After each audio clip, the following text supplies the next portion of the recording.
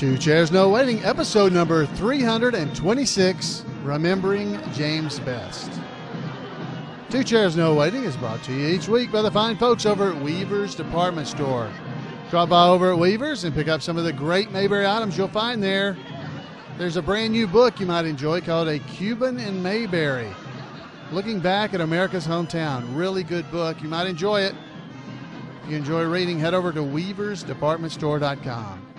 Two Chairs No Waiting is also brought to you by donations from listeners like you. Executive producer of Two Chairs No Waiting, number 326, is Jim Clark.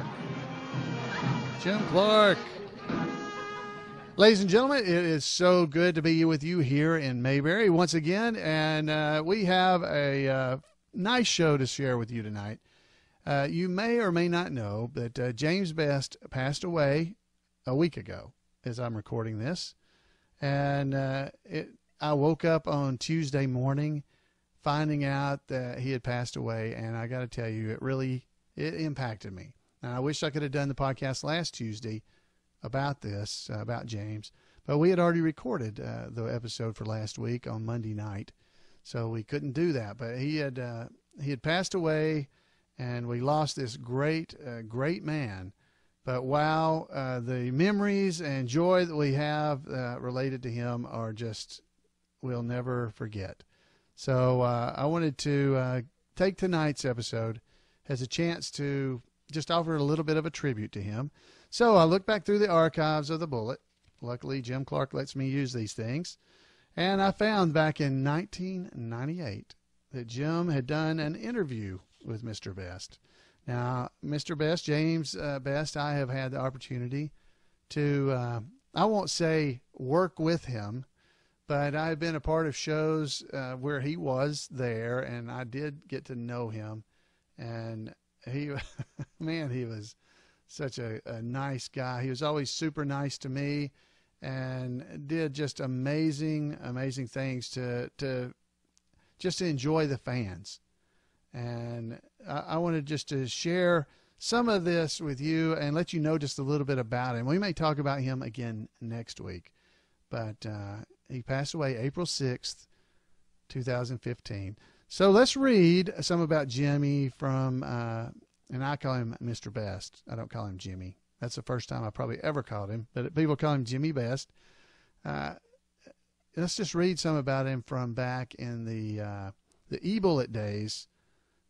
Back from, this is again from the March 31st, 1998 issue of the E-Bullet. So let's hear this story from Jim Clark. James Best, Friend of Mayberry, by Jim Clark. James Best is a man who has mined a career and lived a life to match his name, the Best. But his life was not always assured of turning out so rosy. James was born on July 26, 1926, in Muhlenberg County town of Powderly, Kentucky.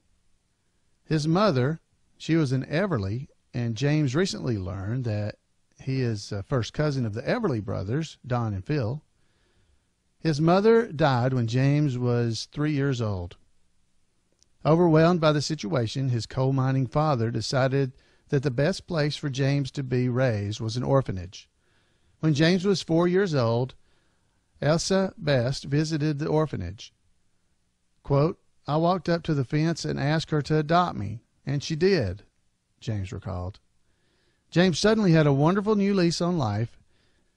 Even as the Great Depression was beginning to bear down hard on the whole country, the Best family scratched out a living in Corydon, Indiana.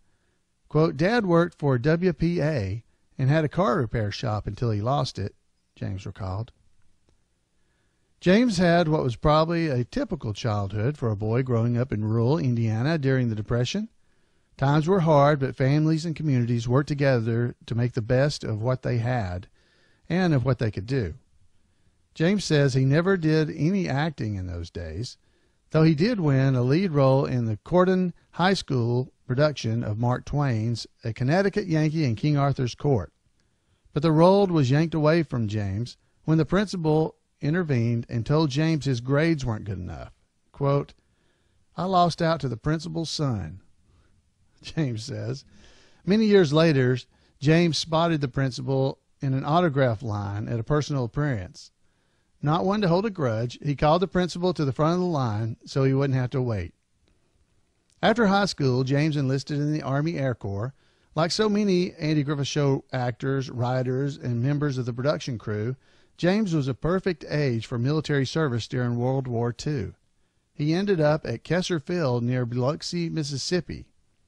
Neil Simon was there during the same time, and his movie, Biloxi Blues, was inspired by his experiences there. After basic training, James reported to the base in Sioux Falls, South Dakota, where he was trained as a radio operator and a gunner. His desire to be a pilot was shot down, says James, quote, because there was no need for pilots at that time and there was a shortage of waist gunners, end quote.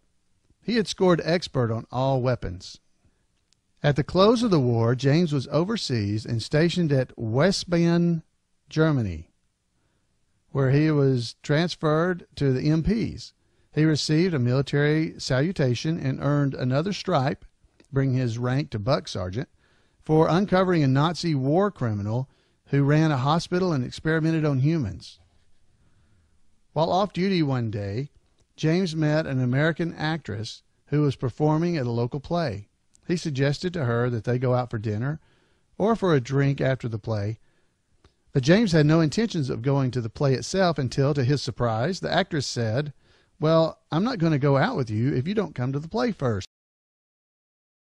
Because he said, quote, "I've never seen a play, but I went to the play and was fascinated," end quote. When James found out that it was possible for someone like him to get work in a similar production, it dawned on him, I'm doing the wrong work. Here I am, an MP, where wolfgangs shoot at you. Leveraging his earlier heroics in capturing the wanted Nazi, James put in for a transfer to special services. Before he knew it, he was touring Europe in the production of My Sister Eileen for director Arthur Penn. Quote, "Arthur was instrumental in my choosing acting as a life's profession," James was remarked. "I can never repay him for such a wonderful life. He said I had potential for a good actor, and I took his word." After military hitch was up, James returned to the United States. "I hit New York with 43 cents in my pocket," he says. But he soon found acting work doing summer and winter stock productions throughout New England. He later hooked up for about a year and a half in the Broadway touring company for Marinka. When James returned to New York in 1949, he soon was noticed by a talent scout for Universal Pictures. The studio moved James to Hollywood and put him under contract for 2 years. He later was blackballed in Hollywood for about a year. Quote, "I dated the wrong girl," he laughs. "Women always got me into trouble, but I loved it. I loved it," end quote. As his freelance period began during the early 1950s, the only person that would hire James was the legendary Gene Autry, who was known for being savvy, that is, budget conscious, as a producer. Quote, "If you were riding your horse, for some reason fell off when you weren't supposed to," James recalled, "Mr. Autry would just do a scene of somebody shooting at you, and then he'd have free stunt," end quote. James estimates that he performed in more than 600 episodes of television, and during the 1950s and early 60s, many of those shows were westerns, as were many of his movie roles. James felt certain that he would soon land a regular role in a TV western, but a lady psychic at the time told him that he would not be the case. She predicted that it would be many years before he was ever a regular in a role that would involve something flying. Little did he know that the role wouldn't be until the 1980s in Hazzard County, and that flying thing would be done by a car called the General Lee. Among TV shows that James appeared in are DuPont Theater in 1956 and 57, The West Point Story in 1957, Alfred Hitchcock's Presents 1958 and 1960, Wanted Dead or Alive in 1958 and 59, Target in 1958, The Rebel, Pony Express, and DuPont Show with June Allison, all in 1960, Stagecoach West in 1960 and 61, and Have Gun Will Travel, Bonanza, Whispering 6, and The Bob Cummings Show, all in 1961. James starred in 3 memorable episodes of The Twilight Zone: The Grave in 1961, The Last Rites of Jeff Myrtlebank in 1962, and Jess in 1963. In Last Rites, James had to lie in a coffin and then set up and come back to life. Quote, "I must admit that getting in that coffin really gave me a quiver in my liver. I insisted on putting a pencil under the lid to make sure it did not close completely and lock." End quote.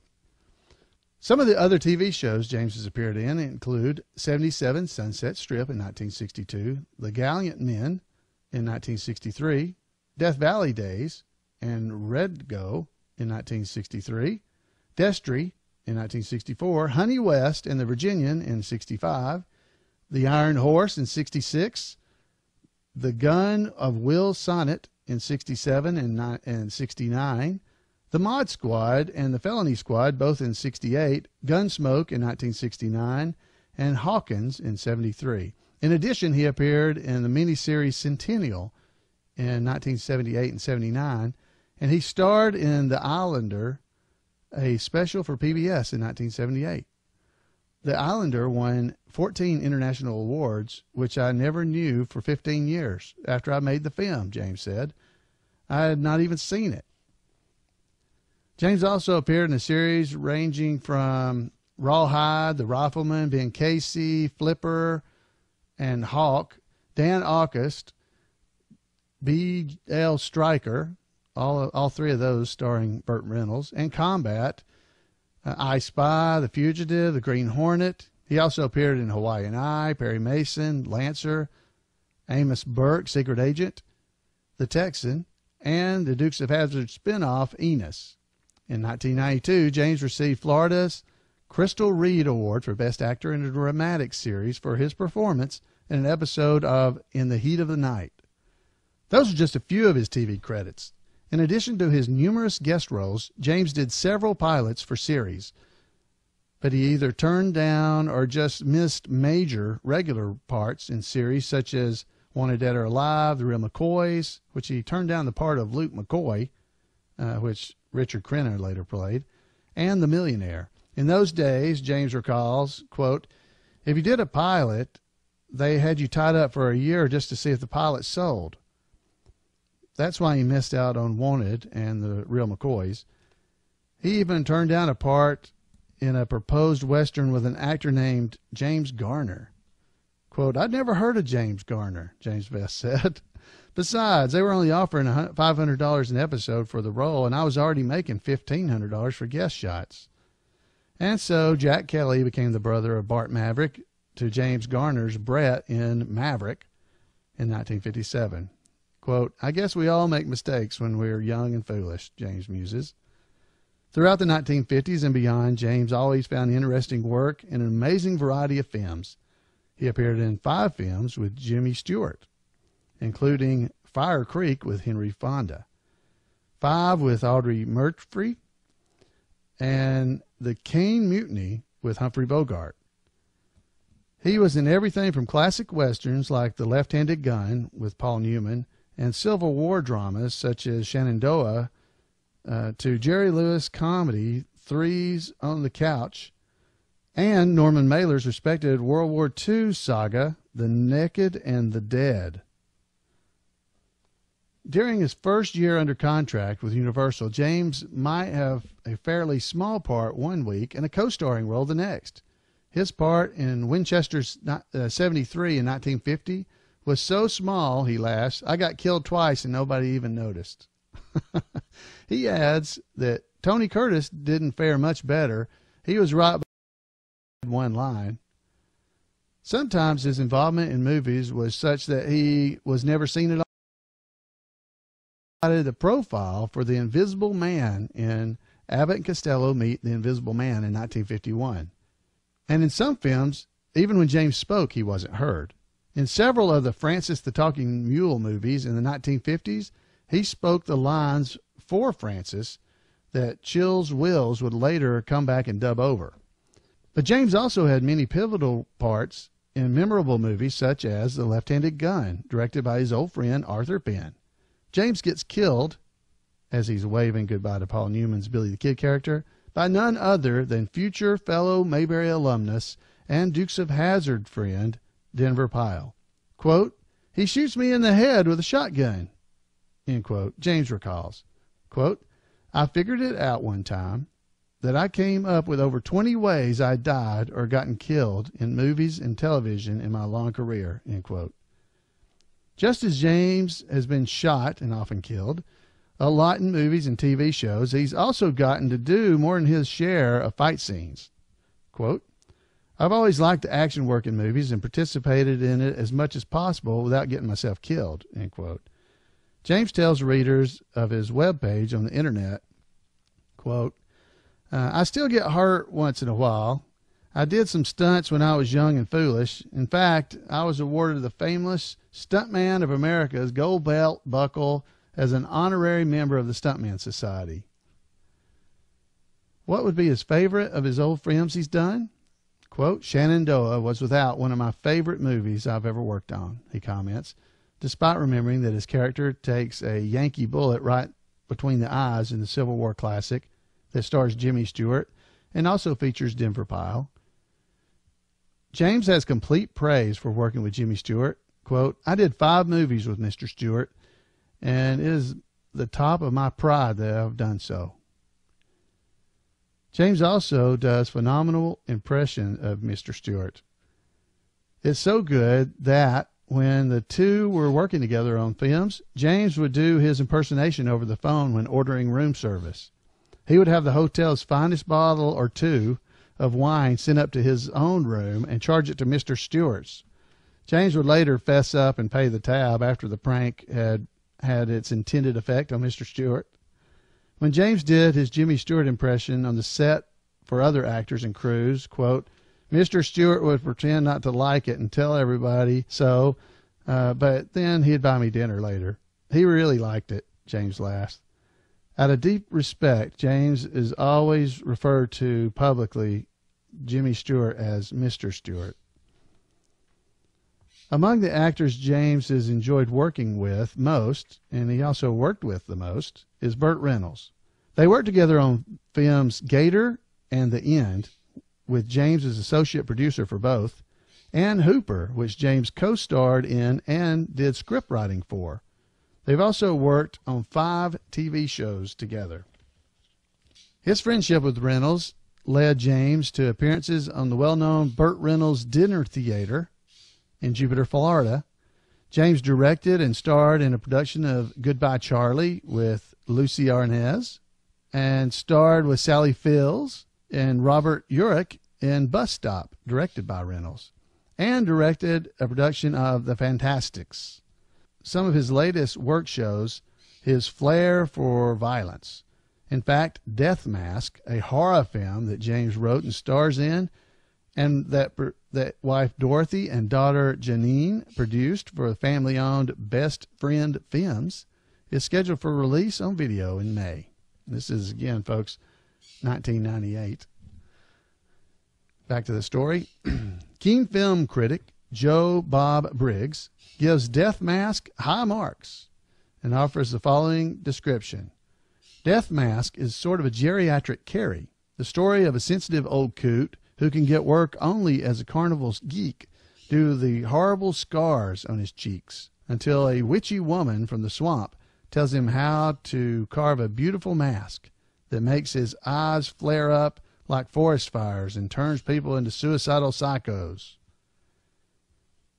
Death Mask is just proof that James Best can hit on all fields in a film. I'm certainly no prude because I've made some very mean movies, but I prefer to do comedy, James says. And when it comes to TV comedy, James has been a memorable part of 2 of television's best-loved shows. James remembers that TV powers that be called him and asked, "Would you like to do a show with Andy Griffith and Don Knotts?" I said, "You betcha."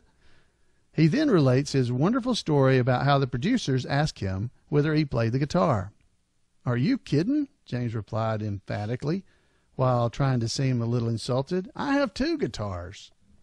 Of course, he couldn't pick a lick, but he did have 2 guitars. After his first episode as Jim Lindsey, the guitar player, episode number 3 of the Andy Griffith Show, James says, quote, "People wrote in by the thousands asking for the music." The Jim Lindsey character was brought back one more episode. The guitar player returns, episode 31, at the end of the first season. There was a talk of him making a series regular, but as the psychic had foretold, the time was still too early for that. Nonetheless, James has fond memories of working on the Andy Griffith Show. Quote, "I loved working with Andy, and the whole cast were wonderful," he says. "Between takes, we would gather in the back and sing, mostly old gospel songs. Well, it was mostly Andy and the makeup man, Lee Greenway, who played and sang. I mostly just strummed along, and Lee played the banjo, and I believe Andy got started playing the banjo some from him."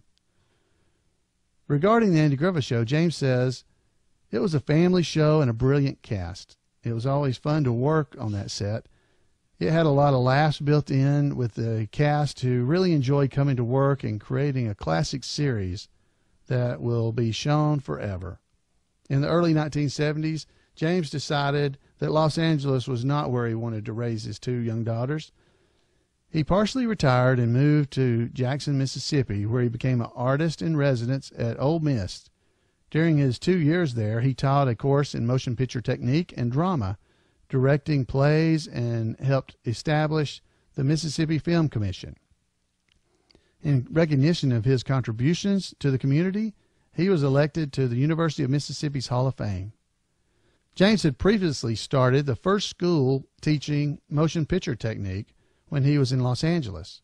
Among his many students in 35 years of teaching, including the most recent being at the University of Central Florida in Orlando, have been Lindsay Wagner, Terry Garr, Gary Busey, and a second-generation student like Jake Busey, Roger Miller, Glenn Campbell, Don Wells, Farrah Fawcett, Tim Reed, and Judge Reinhold.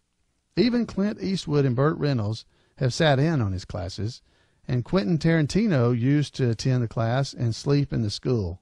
James encouraged him to write, and he tried to do with all of his students. After a stint in Mississippi, James returned to California, where, under contract to Warner Brothers, he signed to do a new comedy adventure series called The Dukes of Hazzard.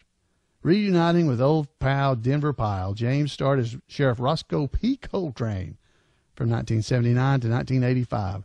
The series spent 3 seasons in the Nielsen Top 10, and more than a decade later still draws top ratings on reruns in the Nashville network.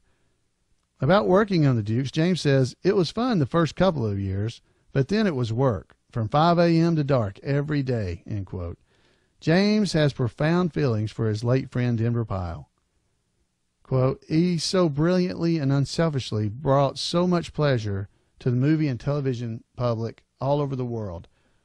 The wonderful relationship that we were blessed to share through the years, and especially the 7 years on the Dukes of Hazzard, will be cherished by me forever."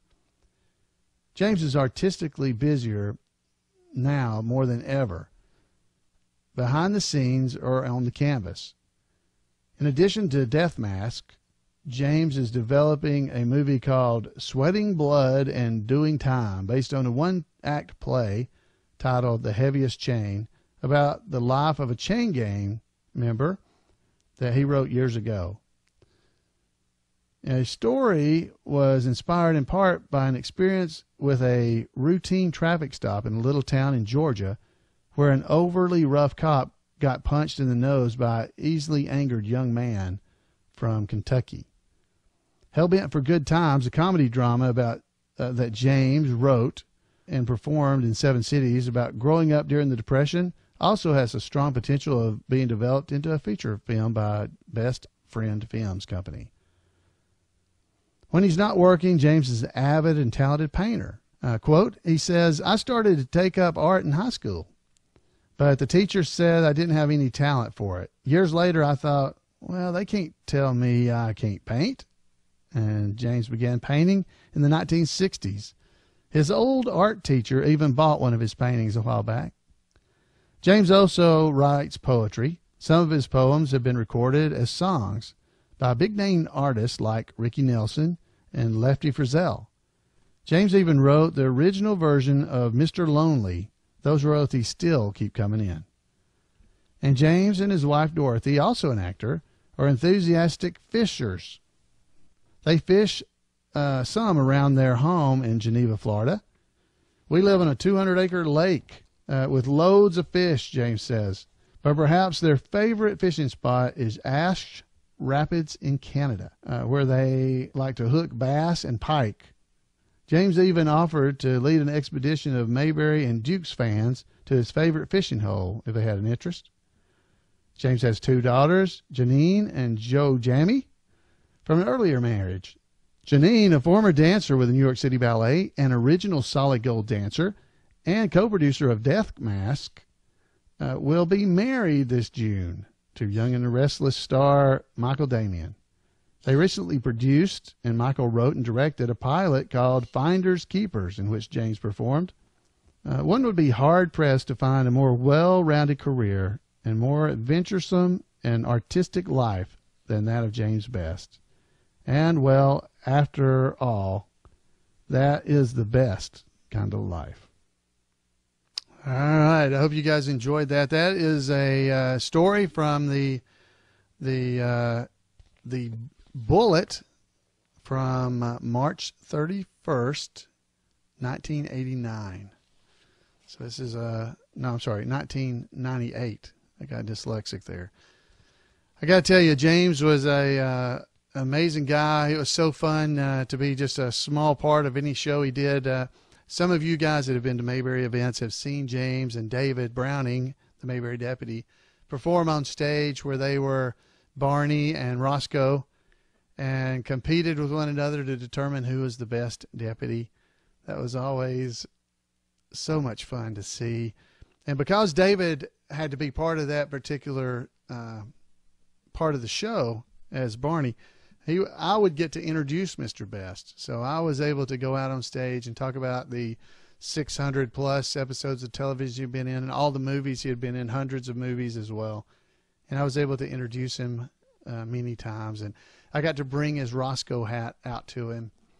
And he was always a super nice guy, so nice, and loved meeting the fans. He was a huge animal lover. And you got to remember that story we just did was from 1998. So there's also, if you go to the imayberry.com website, if you go there, you'll see, if you go there anytime in the near future, this is currently, the 13th of April, 2015. So if you go to the website, imayberry.com, and check it out, there is a link there on the front about Mr. Best. It's got not only a link to a great story or obituary that was written by, I believe Jim Clark wrote. But if you go read it, it has all the more current information about Mr. Best, along with amazing photos of his career and his life. And I definitely encourage you to go check that out. But also, there's a place there for you to be able to share your thoughts and memories about Mr. Best. And you can go and post a message for everyone to see about if you have any memories of James Best yourself. So I encourage you to head over to imayberry.com and go to the memorial section if you don't see what I'm talking about, but it should be right there on the top for several weeks. So I invite you to head over there and leave your memories about James as well, because he was a great guy. Now, I told you that on Tuesday morning, because he passed away on Monday night, April the 6th, 15.